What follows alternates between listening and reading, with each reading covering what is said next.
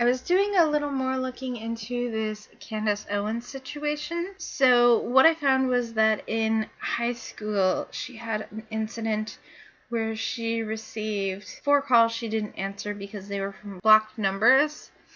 And the voicemails that the individuals left were very nasty voicemails. So after this, her response was basically, I have a story.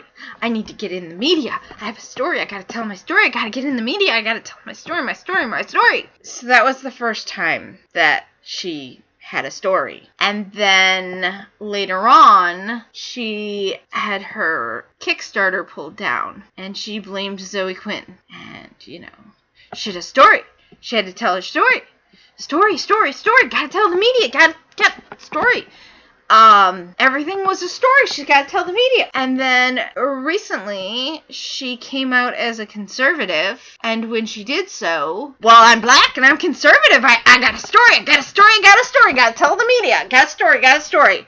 And really, I don't think she realizes that this really isn't, these aren't newsworthy stories, but I fault these media companies for lapping up to this and just drooling like Pavlov's dogs when the bell was rang, but for her story, essentially. I mean, people get beaten by their parents. They get their houses vandalized. She hasn't been beaten up. She hasn't, basically nothing. The things that have happened to her have been minor compared to the things that actually happen to other people. I mean, I have things that are huge stories compared to that. I had a very rough childhood, which involved me actually being beaten by people, and so on and so forth. And in high school, I had problems with my peers, and my mom's house was actually vandalized because of it.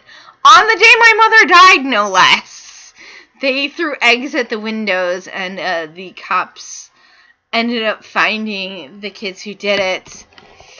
And when I went back to school, they were so embarrassed because they found out that they did this on the day that my mother died. But I had to have a class with these boys for the rest of the school year. Nobody told me that I should go and get in the newspapers for it. And if I had ever mentioned such a proposition. Actually, I did call the newspapers at one point. I called the TV and the newspapers about some of the things that were done to me. And they basically laughed at me and told me that it was uninteresting and that bad things happen to people all the time. So I don't understand why the media is taking to her. I think our community is more frustrated with InfoWars for shilling her and for doubling down. Especially, Paul Joseph Watson, he's constantly talking about virtue signaling. But the only story to Candace Owens is that she's black and a conservative. Isn't this a virtue signal? It sounds like a virtue signal to me that they are promoting her because the only thing really to her is that she's black. She's not saying anything unusual. She's not finding information that other people are not finding. The research that Tree of Logic does is incredible. And what about Diamond and Silk? No one's really promoting them anywhere close to this. And they have basically the same story that they got off the Democratic plantation. And they're much more well-liked by the community. The right-wing community just feels like Candace is being shoved down our throats. And now we want answers about this social autopsy site. And we're basically getting a nasty response from the so-called journalists that are supposed to be on our side.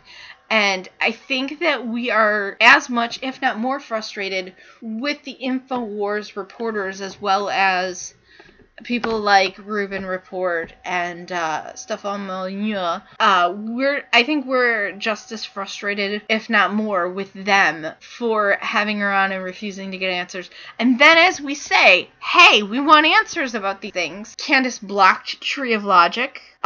She gave some sorry excuse for this stuff to Barbara for you to see. She said she can't really respond because she's on the road. But at the same time, she's saying, well, I was advised not to respond.